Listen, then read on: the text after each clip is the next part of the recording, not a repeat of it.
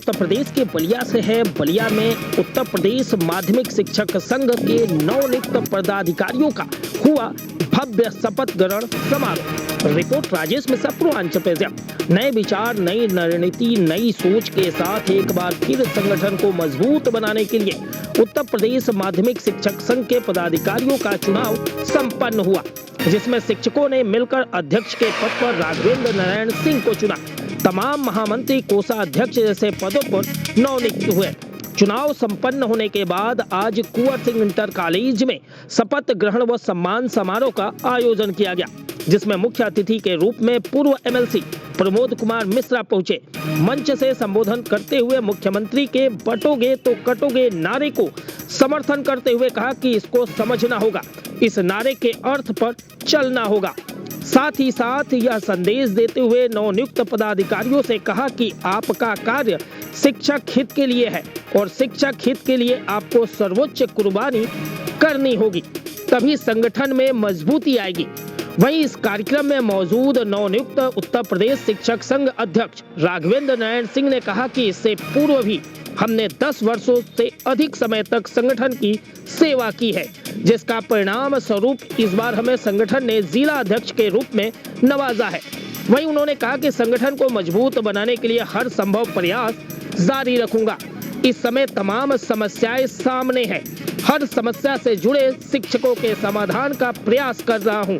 शिक्षकों के हर सुख दुख में उनका निरंतर साथ देने का काम करूंगा।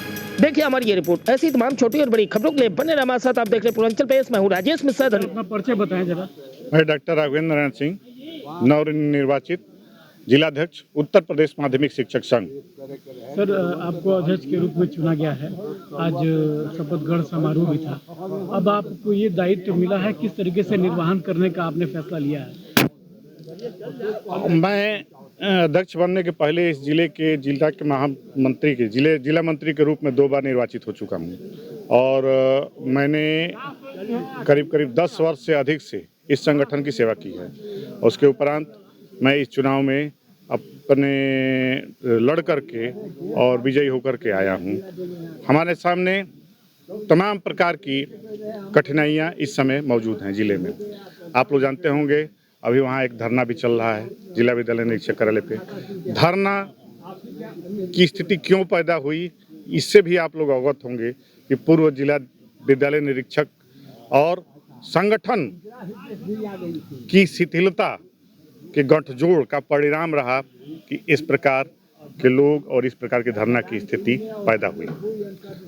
ऐसे में हमारे सामने संगठन जिस तेवर की अभी बात कर रहे थे पीछे हमारे मुख्य अतिथि महोदय, कि जो पुराना तेवर हुआ करता था कि संगठन की एक आवाज़ पे हमारी समस्याओं का समाधान हो जाया करता था, उन संघर्षशाली इतिहास और संघर्षों के बल पे प्राप्त उपलब्धियों के गौरव वाले दिनों के वापस लाने के लिए प्रयास करना हमारा प्रथम दायित्व होगा, कर्तव्य होगा।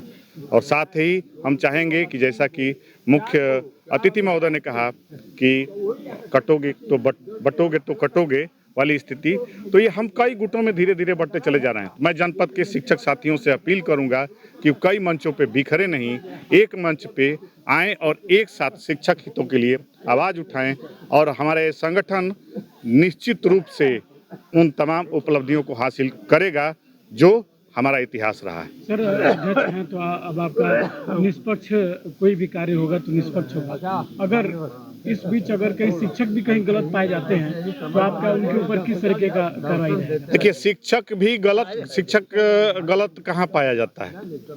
शिक्षक जो है गलत कहाँ पाया जाता है? शिक्षक जो है, हम जाते हैं 10 से लेकर 4 तक पढ़ाते हैं, हमारा काम है और ईमानदारी से करते हैं।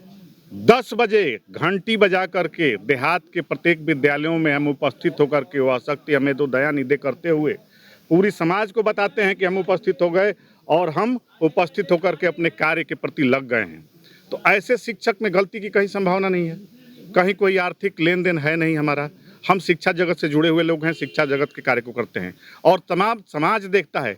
प्रत्येक विद्यालय के घंटे एकदम निर्धारित समय पे बजते हैं और प्रारंभ होते हैं और समाप्त भी होते हैं। तो शिक्षक से तो किसी भी प्रकार की कोई गलती की संभावना बनती नहीं है। फिर भी यदि आपका इशारा जिस तरफ था कि ऐसे लोग हैं जो अपने कार्यों में हीला हवाली करते हैं या संगठन के नाम पे आते जाते हैं और कुछ करते कराते हैं। उन सब बातों में इक्का दुक्का लोग कहीं होंगे, लेकिन ऐसी स्थितियां नहीं है। हमारा शिक्षक जो है मेहनती है, कर्मठ है और राष्ट्र निर्माण की दिशा में अग्रसर है। Thank you sir. सर क्या कहना चाहेंगे, आज के इस कार्यक्रम को लेकर सफल कार्यक्रम हुआ, क्या क्या संदेश रहा? गौतम, आज इस शपथ ग्रहण के कार्यक्रम में एक उत्साह देखा गया कि हमारे जो पुराने शिक्षक साथी रहे, नए साथी रहे, सबका एक समन्वय देखने को मिला। यह शुभ संकेत है। आज के अवसर पर हम पदाधिकारियों को यह संदेश देना चाहेंगे कि आपका कार्य शिक्षक हित का है। शिक्षक हित के लिए आपको अपना सर्वस्व कुर्बान करना होगा, तभी आप संगठन के कार्यों में अपनी जागरूकता साबित कर सकते हैं। अगर आप संगठन के प्रति निष्ठावान हैं तो शिक्षकों का स्नेह भी आपको प्राप्त होगा। मैं उम्मीद करता हूं कि नई कार्यकारिणी अपने इस अभियान में जागरूक होगी और आने वाले दिनों में संगठन की धार को मजबूत करने में अपनी तत्परता दिखाएगी। आज के अवसर पर मैं बलिया जनपद के शिक्षकों से अपील करूंगा कि 7, 8, 9 को आगरा में जो हमारा प्रदेशी सम्मेलन हो रहा है, उस सम्मेलन में अपनी भागीदारी सुनिश्चित करें और वहां पर जो पारित प्रस्ताव हैं उसके संदर्भ में संज्ञान लें उनका, और आने वाले दिनों में सरकार से जो चुनौतियां पेश हो रही हैं उसका सामना करने के लिए अपने को मजबूत करें। सर, मन से आपने राजनीति से जुड़ते हुए कुछ सवालें की, कुछ मन से आपने वक्तव्य कहे कि बटोगे तो कटोगे, क्या संदेश रहा वो इस नारे का? ये राजनीतिक संकेत हमारा नहीं है, राजनीति से लिया गया एक नारा है। जो लोग राजनीति कर रहे हैं वो राजनीति करें, हम लोगों का काम राजनीति करना नहीं, हम लोगों का काम शिक्षक हित रखना है। सरकार ने नारा दिया, बटोगे तो कटोगे, एक रहोगे तो सेफ रहोगे। वही फार्मूला हम अपने ऊपर लागू करते हैं कि हम अगर शिक्षक एकजुट रहे, अपनी ताकत का प्रदर्शन करें, तो आने वाले दिनों में हमारी उपलब्धियों को कोई छीन नहीं सकेगा। अगर हम एकजुट नहीं हैं तो आने वाले दिनों में हमको विभाजित करके हमारी जो उपलब्धियां छीनी जा रही हैं उससे और भयंकर परिणाम सामने आएंगे। मतलब मानते कि मुख्यमंत्री का ये जो नारा था सही है? वो बिल्कुल सही है।